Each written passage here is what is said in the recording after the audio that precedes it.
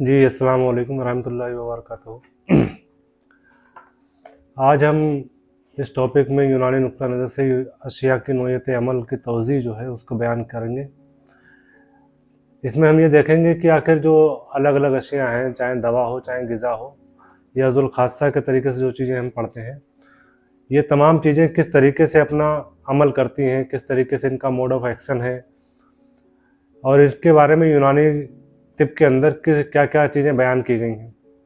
तो इसको जानने से पहले हमें ये बात एक ध्यान रखनी पड़ेगी, जैसे कि जो अबुल हसन अली बिन सुहेल बिन तबरी, जिनकी किताब फिरदौसुल हिकमत है, जिसको हम बैरुल मनाफ़े और शम्सुल आदाब के नाम से भी जानते हैं, इसको पैराडाइज ऑफ विजडम के नाम से भी जाना जाता है, जो कि अरबी ज़ुबान की पहली किताब है। इसमें अरस्तु का कौल जो है वो नकल करते हुए फरमाते हैं कि जो फ़िक्र की इब्तिदा होती है, ये अमल की इंतहा होती है। जैसा कि आप यहाँ देख सकते हैं, इन्होंने कहा है कि अरस्तु ने ये फरमाया है कि जो फ़िक्र की इब्तिदा है ये अमल की इंतहा होती है, और जो अमल की इंतहा है वो फ़िक्र की इब्तिदा है। ये एक कौल है। इसको हम इस तरीके से वाज़ेह तौर पर समझ सकते हैं कि जैसे जब भी एक शख्स कोई मकान को तामीर करने के बारे में सोचता है, तो उसके दिमाग में, उसके जहन में सबसे पहले जो चीज़ आती है वो ये आती है कि छत और दीवारें। तो उसके जहन में सबसे पहले आने वाली चीज़ जो है वो छत और दीवारें होती हैं। ठीक, फिर वो सरिया, मोरिंग, बजरी, इस तरीके की जो चीज़ें होती हैं, इनके बारे में फ़िक्र करता है, और फिर कहीं जाकर जो है वो बुनियाद को खोदने की फ़िक्र करता है। ये तमाम चीज़ें फ़िक्रें हैं, लेकिन जब वो इस फ़िक्र को अमल में तब्दील करना चाहता है, और जब सबसे पहला काम जो करता है ना, वो काम उसका होता है बुनियाद को खोदना। ठीक, और जो बुनियाद खोदता है, फिर तमाम दीवारें बनाता है, फिर सबसे लास्ट में जाकर छत बनाता है। तो हमें ये मालूम चला कि जो चीज़ फ़िक्र में सबसे पहले आई थी, छत बनना, वो अमल में सबसे आखिर में वाक़ई हुई। ठीक इसी तरीके से जो है वो इल्म तिब के अंदर भी है कि इल्म तिब के अंदर जब भी हम गौर फ़िक्र करते हैं तो हमारे जहन में सबसे पहले बदन आता है। क्यों? क्योंकि बदन जो है वो इल्म तिब के लिए गर्ज़ व गायत है। इल्म तिब की गर्ज़ व गायत जो है वो इंसानी बदन है। तो सबसे पहले हमारे जिस्म में, जहन में जो होता है वो बदन आता है, फिर उसकी बदन के अहवाल आते हैं कि सेहत है या मर्ज़ है। फिर इन अहवाल के ताल्लुक़ से जितने भी चीज़ें होती हैं वो धीरे धीरे आती हैं कि जिस्म अगर है या सेहत है, तो सेहत किस तरीके से बरकरार रहेगी, उनके लिए कौन कौन से अवामिल, कौन कौन से फैक्टर हैं जो सेहत के ज़िम्मेदार हैं। या मर्ज़ है, तो मर्ज़ जो है वो उसके लिए कौन कौन से फैक्टर ज़िम्मेदार हैं। फिर इन सब के बाद में हमारे दिमाग में ये आता है कि आखिर ये मर्ज़ या यह सेहत बरकरार क्यों रहती है। फिर इन सारी चीज़ों के बाद में ये आता है कि आखिर मर्ज़ है तो वो किस चीज़ में लाहक हो रहा है। तो हमें लास्ट में ये मालूम चलता है कि इंसानी जिस्म जो है वो किन किन चीज़ों से मुरक्कब है। जिन चीज़ों से मुरक्कब होता है, उन्हीं चीज़ों में तगय्युर होने की वजह से, उन्हीं चीज़ों में एतदाल के खो जाने की वजह से मर्ज़ लाहक होगा। ठीक, जैसे कि इल्म तिब में हमारे यहाँ बताते हैं कि सेहत क्या है, कि वज़ू का अपने फ़ेल पर जो है बरकरार रहना, किसी भी वज़ू का जो है वो किसी भी वज़ू के फ़ेल का एतदाल पर रहना ही जो है वो सेहत है। जबकि इसकी जो अपोजिट चीज़ है वो है मर्ज़। जैसा कि एक कौल भी है कि हर शय जो है वो अपनी ज़िद से पहचानी जाती है, तो सेहत जो है वो अपनी ज़िद यानी मर्ज़ से पहचानी जाएगी। ठीक, तो जब हम ये देखते हैं कि इंसानी जिस्म किन चीज़ों से तैयार हुआ है, किन किन चीज़ों से बना है, तो उनके अंदर जब जब कोई तगय्युर, कोई चेंज जाएगा, तो उसकी वजह से इंसानी जिस्म के अंदर किसी तरीके की मर्ज़ पैदा होगा, कोई नई हालत पैदा होगी। ठीक, तो जो मेन हमारे जहन में सबसे पहले आने वाली चीज़ है वो होती है इंसानी जिस्म। लेकिन जब हम अमली तौर पर उतरते हैं तो हम ये देखते हैं कि आखिर इंसानी जिस्म किन चीज़ों से बना हुआ है और उसके अंदर कौन कौन से तगय्युर आ रहे हैं, कौन सी जो है वो ख़राबी आई है जिसकी वजह से इंसानी जिस्म के अंदर ख़राबी पैदा हुई है। तो इल्म तिब के अंदर जब हम ये देखेंगे तो मालूम चलेगा कि हमको कि इंसानी जिस्म जो है वो अनासर अरबा से मुरक्कब हुआ है। अनासर अरबा जब अपनी एक मखसूस हालत से तरकीब पाते हैं तो उनसे ही कोई जिस्म पैदा होता है, कोई जिस्म जो है मुरक्कब होता है। अब ये जब अनासर आपस में मिलते हैं तो उनसे मिजाज जो है वो पैदा होता है। तो मिजाज जो है वो अनासिर की तरकीब से पैदा होने वाली चीज़ है।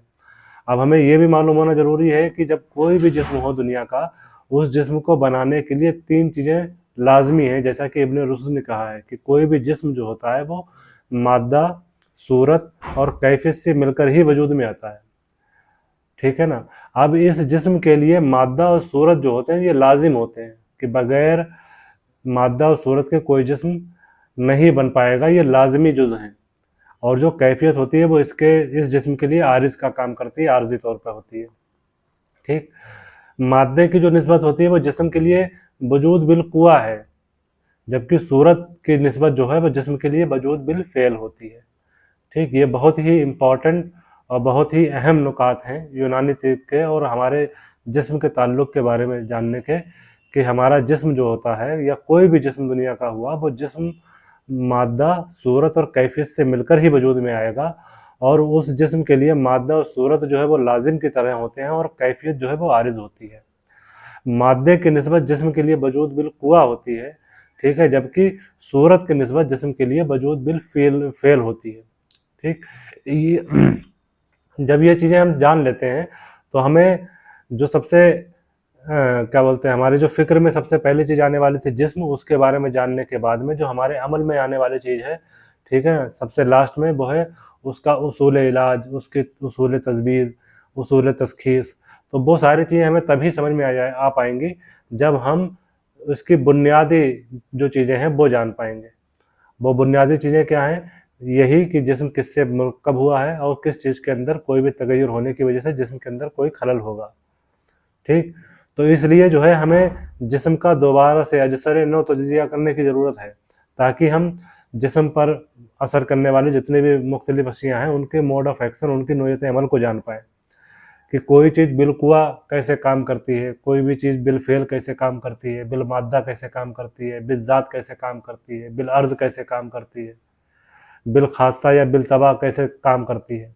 एग्जाम्पल के तौर पे कि अगर एक बीज है तो वो बीज जो है वो बिलकुआ पेड़ है, उस बीज के अंदर ये कुव्वत है कि वो पेड़ बन जाए, वो पेड़ बन सकता है, ये उसके अंदर कुव्वत है। तो वो बिलकुआ एक पेड़ है, एक बीज बिलकुआ एक पेड़ है, जबकि वही बीज बिलफेल जो है वो एक पेड़ जो होता है वो बिलफेल एक पेड़ होता है। ठीक। जैसे कि हम कहते हैं कि गिज़ा जो है वो बिल मादा असर करती है, ठीक है ना।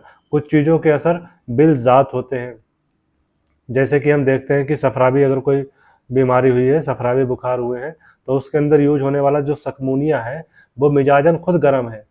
तो वहाँ पर जो लेकिन उसका जो काम है वो उसका काम क्या है? मुसील सफरा का, सफरा के तनकिया करने का।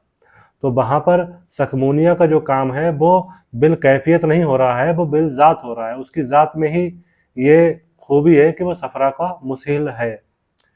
ठीक। जबकि होता क्या है कि नॉर्मली उसूल इलाज में हम जो कुल्ली उसूल इलाज होता है वो इलाज बिल ज़िद का होता है, अपोजिट कैफियत चलाना, कि अगर सर्द बीमारी हुई है तो हम गर्म दवा चलाएं।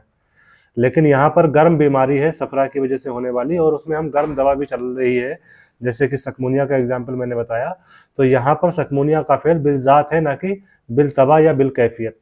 तो हमें इस तरीके की इस्तिलाहात को सबसे पहले जानना ज़रूरी है कि कोई चीज़ बिलकुआ कैसे काम करती है, बिलफेल कैसे काम करती है, बिलमादा कैसे काम करती है, बिलअर्ज़ कैसे काम करती है। एग्जाम्पल के तौर पर पानी का जो काम है वो है सुकून देना, तस्कीन देना, तरतीब देना। ठीक। लेकिन अगर वही पानी अगर गर्म हालत में हो, गर्म करके अगर एक पानी गर्मी पहुंचा रहा है, तो वो पानी का फेल जो हो वो बिल अर्ज होगा, आर्जी तौर का होगा। वो जब तक पानी गर्म रहेगा जब तक उसका फेल होगा तस्कीन पहुंचाने का। अदरवाइज पानी अपनी असर हालत में जब भी आएगा तो उसका फेल जो होता है वो उसका बिलज़ात फेल होगा कि तरतीब पहुंचाने का काम।